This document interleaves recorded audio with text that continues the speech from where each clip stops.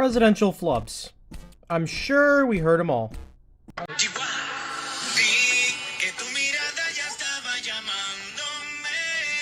think what I want to do is I want to talk just for a second. I wrote this out, and it's very close to my heart because I was down there, and I watch our police and our firemen down on 7-Eleven, down at the World Trade Center. You know what look at my African-American over here. Fool me once. Shame on you. If fool me, we can't get fooled again. But there was one presidential flub that trumps all of them combined. And the funny thing is, it wasn't even the president's fault.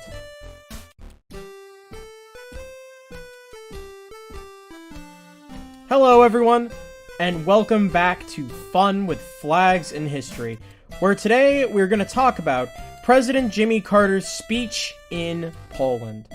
But before we go any further, if you enjoy my content, be sure to subscribe and click the notification bell, as that would not only help me in the algorithm, but will also let you know when my next upload is. Now, let's not waste any more time and jump right into this, shall we?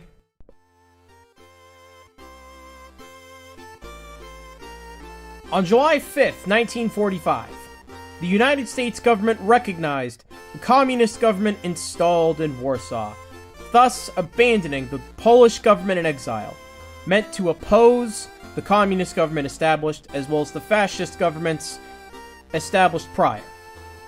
After 1950, Poland, which became the Polish People's Republic since 1952, became a member of the Eastern Bloc and opposed America and its foreign policy during the Cold War. The first U.S. ambassador to post-war Poland, Arthur Bliss Lane, wrote a book about how he saw Poland betray the Western Allies and had abandoned their former ally, Poland, to Soviet influence. However, the Polish people and government maintained very close and warm ties with the Western Bloc and United States, surprisingly. In September of 1946, the American Secretary of State James F. Burns gave a speech in Stuttgart where, in an attempt to appeal to German opinion, stated that the Oder-Neisse line was only temporary and that some areas recently annexed to Poland might be returned to Germany at a later date. Ooh, that's a bingo! Though Burns did not in fact call for Germany to regain its lost lands east of the Oder-Neisse line, the implication of the Stuttgart speech that it might caused much anger in Poland. Burns' speech was described as having a devastating impact on those Poles who had looked towards the United States as an ally. In the 1960s, Gomulka's unwillingness to break with the Soviet Union and negative attitude towards Israel during the 6 Days War caused those relations to stagnate. Polish-American relations improved once more after Edward Gierek had succeeded Gomulka. A consular agreement was signed in 1972. In 1974, Gierek was the first Polish communist head of state to visit the United States. That action, among others, demonstrated that both sides wished to facilitate better relations.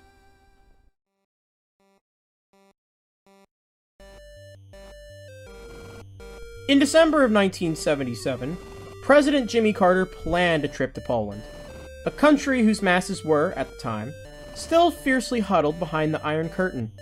What should have happened was your average, boring, yet passively hostile Cold War-era visit. Carter would have flown in, said a few carefully chosen words, implying that maybe Poland should pay more attention to its human rights issues, which the Polish would then slyly dismiss. Then everybody would go have a big dinner, have a couple of shots of vodka before hitting their heavily bugged hotel rooms. No big deal, right? Well, what happened instead was a diplomatic snafu famous for being simultaneously politically incorrect, politically offensive, and of course, just downright hilarious.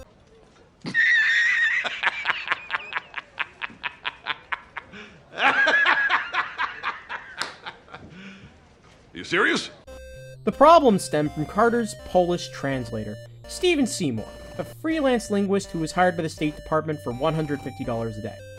Although an accomplished and respected translator of written Polish, Seymour turned out to be less than apt with the spoken words, we'll say. During his speech, Carter had said he had come to learn about the Polish people's desires for the future, meaning their political and economic desires. However, the speech turned very, sexual very quickly.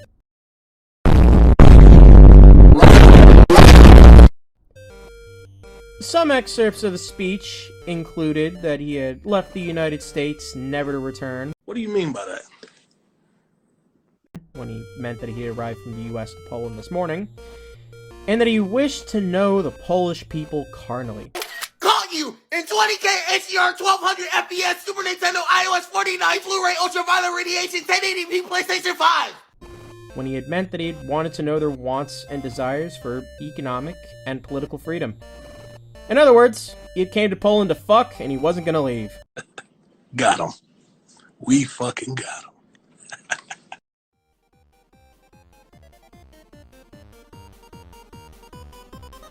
You might wonder how somebody could screw up a US president's words that badly.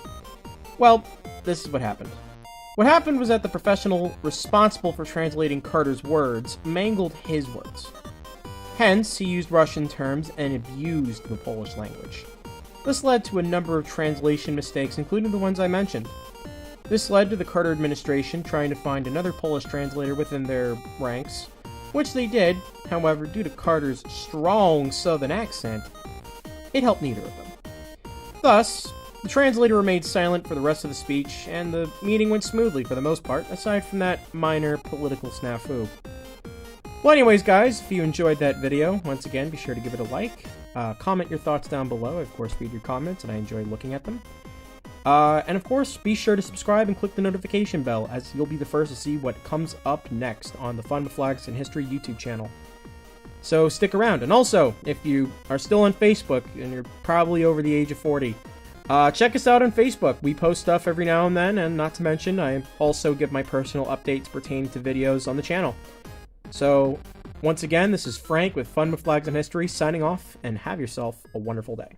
Tylko jedno w głowie mam, koksu 5 gram, odlecieć sam w krainę zapomnienia.